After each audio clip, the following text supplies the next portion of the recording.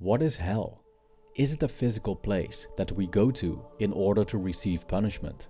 Or is it perhaps a human experience that our ancestors have tried to explain by using metaphors of terrifying worlds of torture? Many people these days would argue against the existence of a physical hell realm where we suffer eternal damnation under the reign of the devil, thinking that it's nothing more than a myth to keep people in line, while others firmly believe that in the afterlife we will face the gates of hell if we behave badly on earth. But no matter where we end up after we die, the metaphor of hell can be an opportunity to deal with these innate characteristics of the human experience, like physical pain, loneliness, exclusion, and other undesirable circumstances. This video explores the concept of hell, the differences between the inner hell and the hell as a place in the afterlife, and how we can get through hell by outsmarting the devil.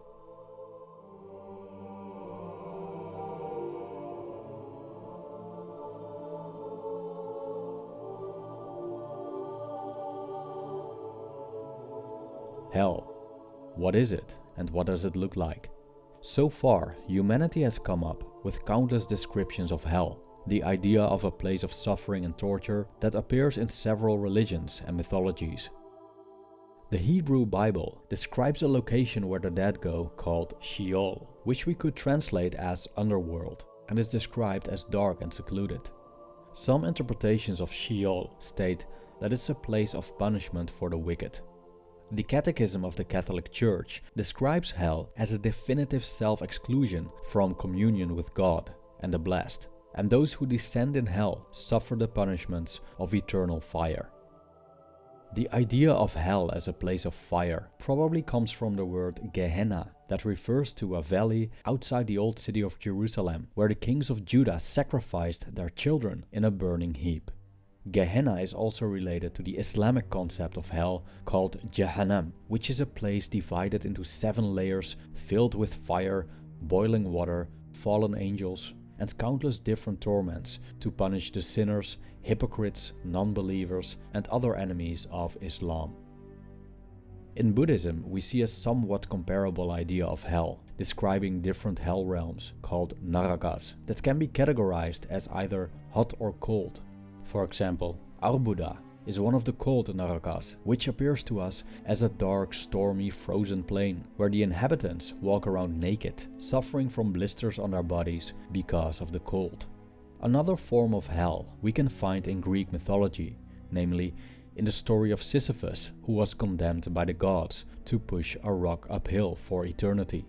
But we can also find modern ideas of hell in popular culture. An example of this we'll find in the series Black Mirror. The episode Black Museum tells a story about a comatose woman named Carrie, whose consciousness is downloaded into a toy monkey so she can still be with her child. Unfortunately, the child is quickly bored by the toy monkey. Moreover, this technology turns out to be illegal, so the maker, Rollo, is fired and takes the monkey with him and puts it in a museum for visitors to see, which puts Carrie, who's fully aware, in solitary confinement for indefinite duration within a computer chip.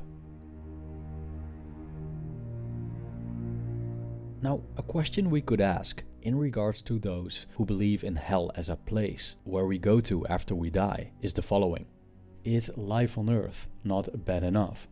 In other words, why do many people need the threat of suffering hereafter to keep their behavior in check? Why is the prospect of punishment in the afterlife so necessary, when it's apparent that there's plenty of suffering in this world and in this life as well? It's probably because hell on earth, as we could call it, and the road into this hell on earth are much more subtle than this in-your-face image of an icy cold or fiery hot wasteland ruled by evil forces, where there's nothing but torture and misery. But all these different forms of hell that we have previously described, all these places, from the dark frozen plain of Arbuda to the lonely imprisonment in a toy monkey, have something in common, something that we can find here on earth as well, which is pain. As Buddhist monk Ajahn Sona boldly states, hell is pain. When we look at our experiences on earth, we cannot deny that pain is an inherent part of existence. Therefore, hell is part of life. Unfortunately, a significant amount of people experience tremendous pain in their lifetime, and we could say that they reside in hell on earth. But there's something curious about human suffering, which is that not so much the circumstances decide the degree of suffering, but the way our minds process the circumstances. Buddhism, for example, has a strong case for the idea that hell is experienced on earth, even though Buddhists are divided about the fact whether or not the hell realms truly exist. They would agree that humans will experience pain in this realm when they don't follow the right path. Similarly, Stoic philosophy supports the idea that vice leads to misery, while virtue leads to happiness. Thus, we could say that the Stoic inferno is a life of vice, and that one reaps the fruits of unethical behavior in this life. In Buddhism as well as Stoicism, the right path involves a right mindset, seeing the reality of life, accepting it rather than fighting it, and the realization that suffering depends on the mind and how we perceive things. All experiences are preceded by the mind, the Buddha states, meaning that hell cannot exist without the mind creating it. Like beauty, hell is in the eye of the beholder. That explains why some people enjoy circumstances that others might view as horrible. And that's why someone who enjoys taking ice baths might actually like being in the Buddhist hell realm of our Buddha, and someone who is fully enlightened would be able to endure being stuck in a toy monkey for an indefinite amount of time. Of course, this doesn't mean that we should engage in unwholesome behavior and create our hell deliberately. Quite the opposite.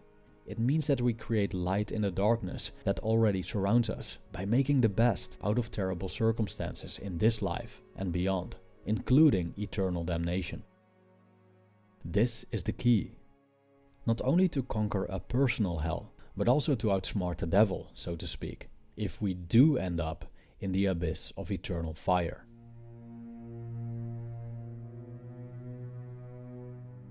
Albert Camus was concerned with Sisyphus' tragic fate and makes us aware that the human condition isn't very different from his soul-crushing task.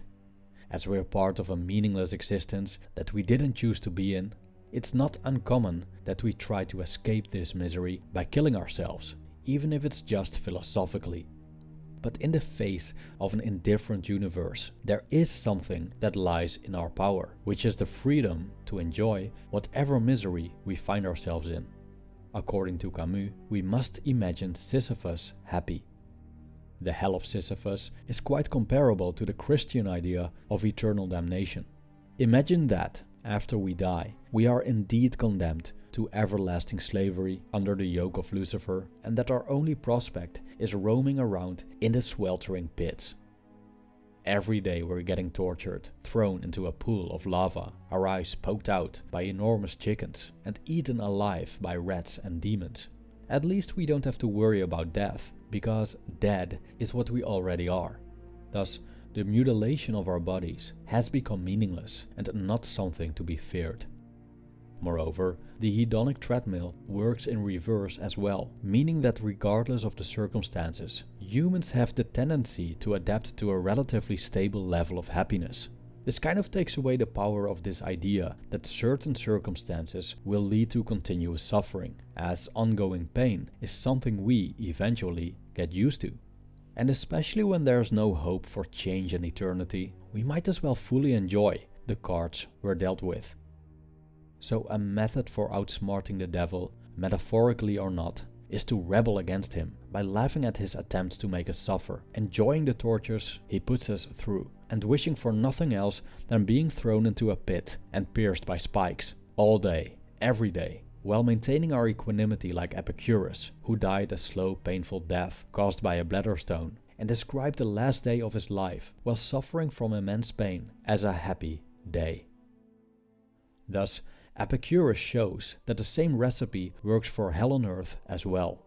With the right mindset, we can find joy in even the worst of places, if change or escape are no options. It's a bit like the character Meursault in Albert Camus' novel The Stranger, who decides to fully enjoy the indifference of the world, which makes the last moments before his execution bitter-sweet. If our minds can flip the script on Earth, they can do it anywhere. In heaven, in hell, on Mars. It doesn't matter. Pain cannot exist without pleasure. And in darkness, there is always an opportunity for light. We outsmart the devil by turning hell into paradise. Thank you for watching.